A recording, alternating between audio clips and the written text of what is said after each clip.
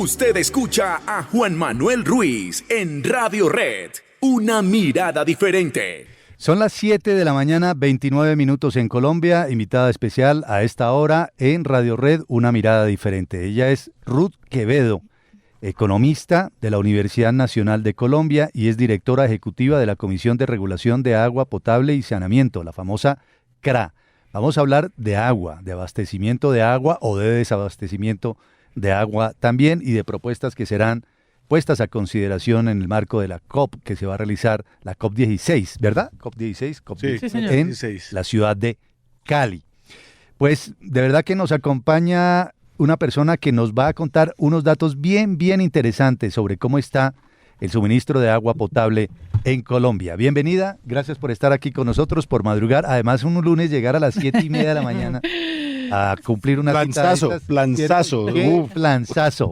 ¿Cómo está todo? ¿Bien? Bienvenida. Muchas gracias. Muy bien. Qué bueno escuchar tantas voces conocidas ahora personalmente. Otra que se crió oyendo al Capi Romero cuando era niña. ¿Vio, Capi? Ahí está. Vea. También. Cuando La oía en la ruta. Claro, había un programa con Deisa Rayo, recuerdo. Claro. ¿Cómo se llamaba el programa con Deisa Rayo, Capi? ¿Cómo así que cómo? Pues, ay. Sí, yo recuerdo. Sí, en la noche, pues caramba. Bueno, Sí. ya recuerdo a mi querida Deisita. A que no me duermo. Debe ser el Sí, programa, sí. el programa que tenía Deisa y luego Deisa también con nosotros hacía la noche y el zoológico de la mañana. Ahora la escucho en RTBC. Sí, ahí está Sí, Deisa, así es. precisamente. Bueno, pues de verdad que nos complace mucho tenerla acá. Vamos a hablar de agua. Yo quiero comenzar de una vez con las cifras que maneja la comisión, ¿verdad? Ujú. Y es cómo está hoy el abastecimiento de agua en Colombia en términos de prestación del servicio. ¿Cuántos municipios tienen agua y cuántos no? Ujú. Mire, en Colombia nosotros tenemos unos problemas históricos que no hemos resuelto. Desde hace unos 20 años hacia acá estamos hablando de que cerca del 30% de la población persiste en una situación de escasez de agua. ¿Cuánto? Es decir, ¿70? el 30% Ah, de la 30. población. Desde hace unos 30 años se maneja esa cifra en el país. Sin embargo, los objetivos del desarrollo sostenible, que son compromisos, digamos, de los estados en América Latina y en el mundo, indicaban y orientaban a los estados para que generaran mayores inversiones a propósito del acceso al agua potable. Y Sí. debo subrayar agua potable porque ya les voy a contar un poco la situación asociada a agua potable. Sin embargo, luego de 30 años no hemos obtenido mejoras en estos indicadores y hoy estamos hablando del 25% de la población que subsiste en esta situación. Ujú. Estamos hablando de 13.8 millones de colombianos que a diario tienen limitaciones para el uso común, Sí. digamos, para el uso, Acceso. digamos, cotidiano, también asociado, por ejemplo, a la alimentación o a los cultivos, digamos, en las zonas rurales que son las más afectadas por esta escasez. Y más recientemente, más o menos desde el año 2000 hacia acá, se está hablando de sequías en el mundo entero. Ujú. Y tiene que ver también con los procesos de cambio y variabilidad climática, que es una realidad científica demostrada y es el cambio climático. Ujú. Entonces, la situación pues es escalofriante si uno lo ve desde la perspectiva de las familias que subsisten en esta situación. Y mismo la CEPAL hace poco desarrolló un análisis, un estudio y encontró que los países en América Latina desde el año 2019 no han incrementado, sino que han disminuido en cerca del 45% las inversiones públicas asociadas con el acceso al agua potable. Entonces, realmente es una realidad nacional, pero también de la región. Sí. Ahora, escuchando esos datos, esas cifras y cómo las enmarca usted en un panorama de crisis climática como la que hay y también las perspectivas para los siguientes meses, ¿hay en Colombia hoy por hoy riesgo de desabastecimiento de agua? Sí, en este momento tenemos 367 municipios que luego de haber hecho el balance en el ámbito de la articulación coordinada por el Ministerio de Ambiente a través de la Unidad de Gestión de Riesgos, permite digamos, encontrar ese resultado luego del fenómeno del Niño que acabamos. 367 municipios que están en ese riesgo. Están en este momento en déficit hídrico. ¿no? O sea, un eventual desabastecimiento. Eso. Así es. Sí, esto que llamamos estrés hídrico es la condición en la cual hay más demanda de agua que oferta de agua.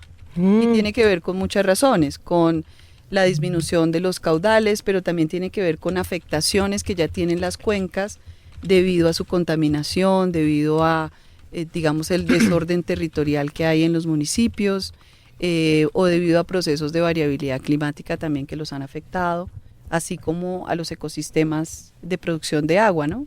Señora Ruth, pero digamos con ese panorama que usted pone, por ejemplo, eso de 367 municipios con riesgo, digamos, de desabastecimiento, ¿cómo reorientar, digamos, la política de agua del país? ¿Cómo hacer que esa distribución finalmente sí sea equitativa? ¿Usted cree que se puede lograr eso? Claro que se puede. Países como Bolivia están haciendo unos esfuerzos inmensos y han encontrado que hay un mecanismo que no es tan novedoso porque las comunidades lo han implementado, incluso algunas hace siglos, que es la apropiación del agua como bien común. Uh-huh. Y la apropiación del agua como bien común tiene que ver con que las comunidades mismas que están presentes en los territorios han venido encontrando formas de ordenar el territorio en equilibrio con los ecosistemas. Nosotros hemos identificado en Colombia al menos 4 experiencias, la de los indígenas, la experiencia de los pueblos negros, estos 2 primeros que tienen además, digamos, una relación con el agua que no es solamente como un recurso hídrico, como de uso nomás, sino que es parte de su cosmovisión, de su cultura, etcétera. Pero también los campesinos, los minifundios sobre todo, y adicionalmente los acueductos comunitarios. Los acueductos comunitarios en Colombia no tienen un censo, no sabemos cuántos son, se habla de 30.000, pero el gobierno nacional ha encontrado que pueden ser cerca de 70.000 acueductos comunitarios que se constituyen en una gran fuerza social y comunitaria que está protegiendo día a día los acuíferos, los ecosistemas y permitiendo el acceso de las comunidades al agua. ¿Cómo funcionan esos acueductos comunitarios para quienes no tienen idea y la están escuchando en este momento? Bueno, ¿cómo son en la práctica? Históricamente los acueductos comunitarios han sido el esfuerzo de las comunidades organizadas que se encuentran y empiezan a resolver lo básico, es decir, ir a la cuenca, trasladar unas redes hacia los hogares, garantizar que esas redes sean, digamos, que permitan un traslado del agua de calidad, ¿cierto? Seguro. Uh-huh. Procesos sencillos, digamos, no de potabilización, sino de calidad del agua. Por ejemplo, lo pueden hacer a través de mecanismos como filtros, ¿cierto? No necesariamente agregando químicos. Y eso quería señalar, la potabilización tiene que ver con la agregación de químicos al agua. Uh-huh. Y tiene que ver con infraestructuras asociadas a esos químicos. Hoy día se ha encontrado en algunos estudios que algunos de esos químicos incluso pueden ser cancerígenos si se usan en una composición, digamos, no adecuada, ¿no? Claro, si se exceden. Uh-huh. Entonces, y en las comunidades, pues cobrar un precio un pequeño precio para lo que implica trasladar esas redes, etcétera. Nosotros hemos encontrado, por ejemplo, acueductos que pagan 4.000 pesos al mes, 5.000 pesos al mes. Entonces, para las comunidades es muy beneficioso tener un bajo precio y el acceso al agua. Eso con el paso del tiempo y sobre todo con la ampliación de la urbanización y con la conurbación de las ciudades con los territorios rurales, va generando situaciones problemáticas, claro, ¿no? Y conflictos asociados también con, por ejemplo, con las empresas prestadoras que ya entran, digamos, a esos escenarios de mercado y empiezan a hacer unos cobros bajo una lógica distinta a la que tiene el acueducto comunitario. Sí. La lógica del acueducto comunitario es la asociación la solidaridad en términos generales. Bueno, usted acaba de decir que hay 367 municipios en riesgo, en estrés hídrico. Bogotá ya estuvo o está, no lo sabemos si vamos a salir de estrés hídrico. Le pregunto, ¿en dónde están ubicados estos municipios, en qué departamentos y si podrían de pronto enfrentar la misma situación que está enfrentando Bogotá de un eventual racionamiento en escalonado como lo venimos viviendo? A propósito de la pregunta que le está haciendo Yane, ¿se sabe el último dato sobre consumo? Recuerden que estamos en racionamiento, ¿no? Sí. Todavía. Acá Cada tercer día, o digamos día de por medio mejor, se está haciendo por turnos ese racionamiento.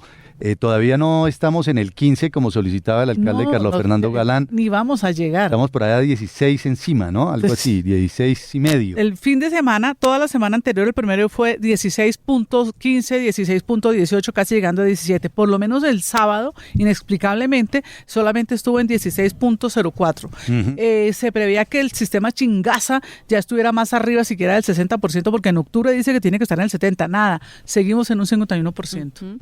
El caso de Bogotá es un caso que nosotros tenemos que observar más en detalle. Lo que está pasando con el régimen de lluvias es que si bien se construyeron las infraestructuras en Chingaza, se han trasladado las lluvias a otros sectores. Llueve en Bogotá, pero no llueve en Chingaza, es decir, llueve en lugares donde no están las infraestructuras para el acopio de agua. Y nosotros tenemos que empezar a transitar hacia infraestructuras más flexibles frente al cambio climático, más resilientes es el término. Por ejemplo, sumideros de agua que se trasladan por la vía de la escorrentía hacia lugares donde el agua se consolida a través de depósitos como lo es Chingaza.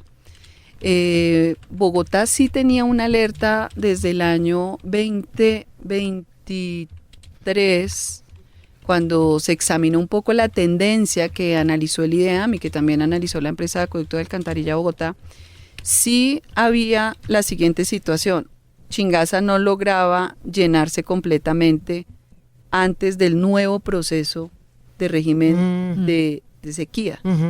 Y eso debió alertarse para que hubiera, alertas mucho más tempranas de las que tuvimos.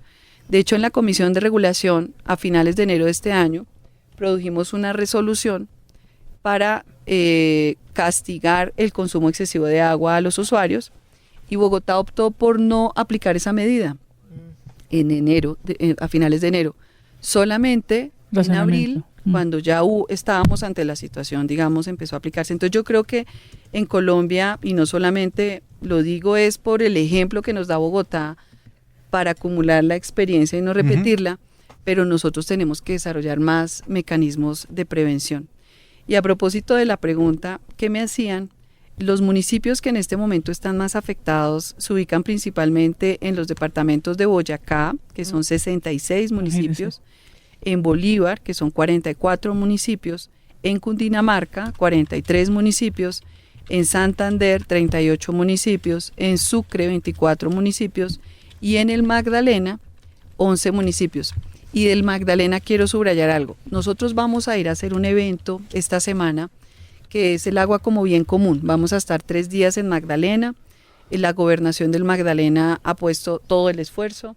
Vamos a estar allí con 3 ministras, Ambiente, Vivienda y Agricultura, y con el Superintendente de Servicios Públicos, porque el Magdalena es una región bastante interesante. Es una de las regiones más biodiversas que tenemos en el país. Por ejemplo, Sierra Nevada de Santa Marta es el segundo país que tiene la mayor diversidad de aves de América Latina, y tenemos mucha agua. O sea, hay producción de agua, hay, ecosistemas que serían capaces de producir agua.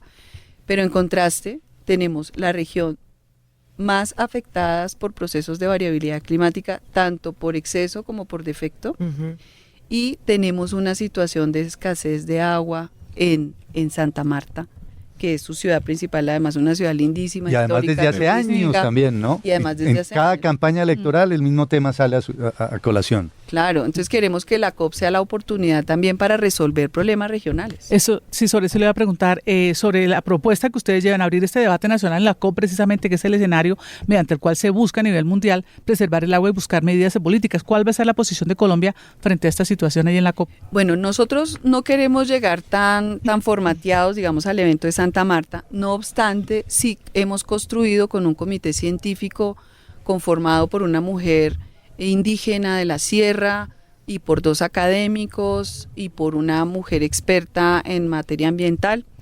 Ellos nos han ayudado a construir un enfoque en el cual en el centro del debate está el modelo económico. Y está el modelo económico porque está demostrado por los datos que es el esfuerzo excesivo que hacen los territorios por la producción de petróleo, por la producción minera, por la producción agrícola a gran escala, lo que ha venido afectando de manera desproporcionada los acuíferos y los ecosistemas diversos.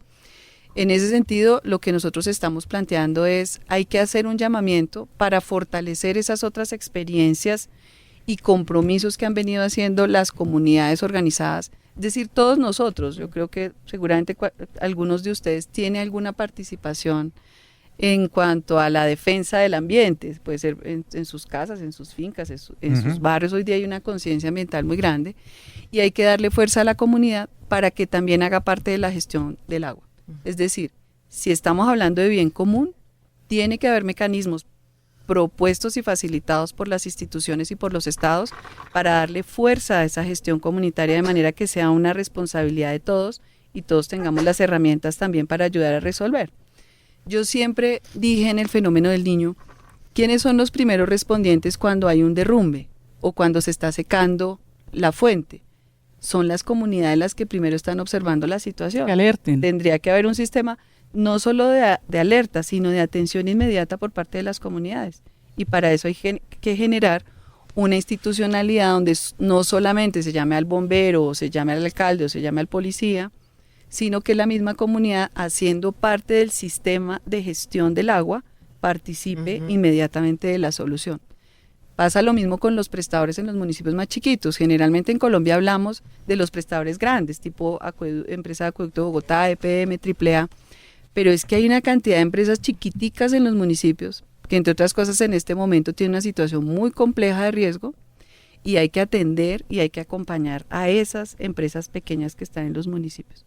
Entonces nosotros estamos haciendo el planteamiento para la COP de recoger todos estos elementos, profundizar en el diagnóstico, que creo que ya lo tenemos, y a partir de ese diálogo que va a durar 3 días, que es muy diverso y muy plural, Sí. generar los ejes de elementos de negociación hacia la COP, pero también hacia una agenda nacional y de impacto regional que vamos a poder seguir desarrollando desde la Comisión de Regulación de Agua Potable. Estamos conversando con Ruth Quevedo, que es la directora ejecutiva precisamente de la Comisión de Regulación de Agua Potable y Saneamiento. Vlado, pregunta para Ruth. Pues es que precisamente oyéndola hablar de todos estos temas me surge a mí una inquietud, y es esa entidad de la que usted es la directora, ¿de dónde salió? ¿A quién pertenece? ¿Quién es su jefe? ¿No? Porque no es una entidad que se oiga mucho. Uno oye hablar de los ministerios, de los alcaldes, del Minambiente, etcétera, pero nunca oye hablar de la Comisión Reguladora de Aguas. ¿De dónde salió esa entidad y usted a quién le reporta? Bueno, la Comisión de Regulación es producto de la Ley 142 del 94. Y yo cuando llegué a la Comisión de Regulación también tenía... ¿Hace cuánto? Yo llegué a la Comisión de Regulación nombrada por el señor presidente en febrero del 2023. Ok. 1 de febrero del 2023. Y de hecho fue una pregunta que en el momento de mi posesión el presidente nos hizo. Que durante 30 años, ¿cuál ha sido el papel de la Comisión de Regulación para resolver los gravosos problemas de agua y saneamiento básico que tenemos en el país? Bueno, la pregunta quedó en el aire y yo creo que Sí. hay que hacérnosla todavía. Y entender la Comisión de Regulación ha sido algo que para mí también ha sido una sorpresa, porque resulta que la comisión no son los 4 expertos comisionados. Se tiene como una confusión. Cuando se habla, por ejemplo, de la CREC, se piensa que son los expertos comisionados, que es un grupo técnico como abstraído de la realidad, súper experto, que están allá como encerrados, analizando la situación. Ajá. Pero realmente la Comisión de Regulación de Agua y Saneamiento Básico está integrada por los Ministerios de Salud, por el Ministerio de Vivienda, quien la preside, por el Ministerio de Ambiente, por el Departamento Nacional de Planeación, por la Superintendencia de Servicios Públicos y por 4 expertos que contribuimos con el análisis de los proyectos regulatorios que se traducen en resoluciones. Siendo así, la Comisión de Regulación puede producir a partir de la política que están desarrollando estos ministerios su expresión concreta en las resoluciones tarifarias. Es decir, la Comisión de Regulación realmente produce política pública y la regulación expresa los intereses o los objetivos de esa política pública. Para traerlo a nuestro gobierno, ordenamiento del territorio alrededor del agua, gestión comunitaria del agua, cierre de brechas, enfoque territorial, más supervisión, inspección, vigilancia, control. Todos esos elementos deben estar contenidos en la regulación.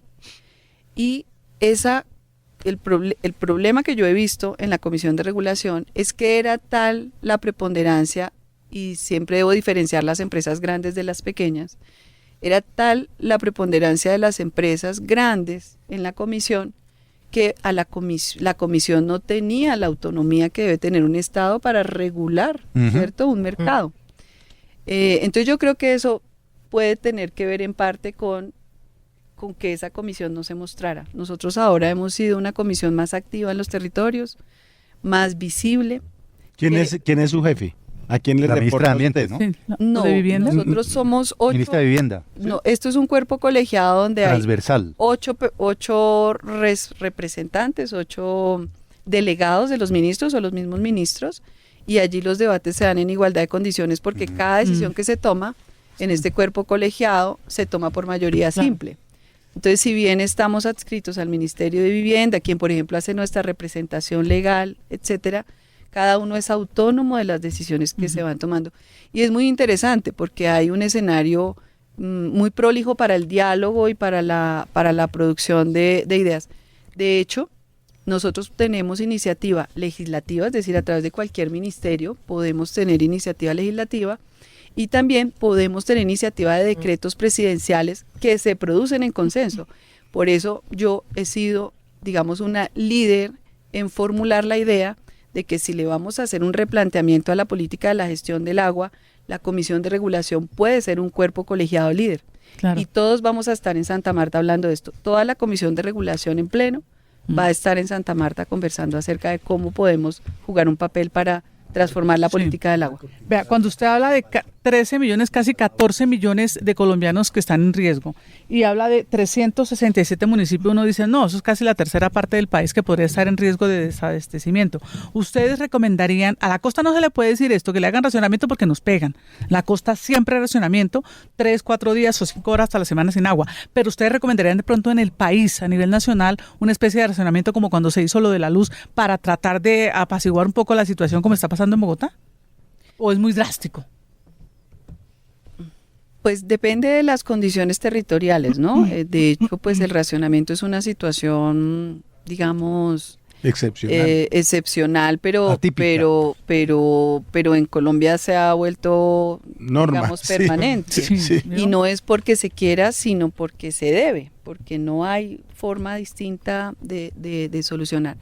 Yo creo mucho en el enfoque de desarrollo que está planteando el gobierno nacional. Por ejemplo, creo mucho en el Pacto por el Catatumbo, un pacto que está organizando una cuenca completa, que son 11 municipios y que tiene un esfuerzo interinstitucional importantísimo, porque no se cambia la cuenca o no se resuelve el problema de la paz o no se resuelve cualquier problema, sino se hace con enfoque territorial y con integración de la institucionalidad hacia el enfoque territorial y hacia resolver el problema concreto de fondo.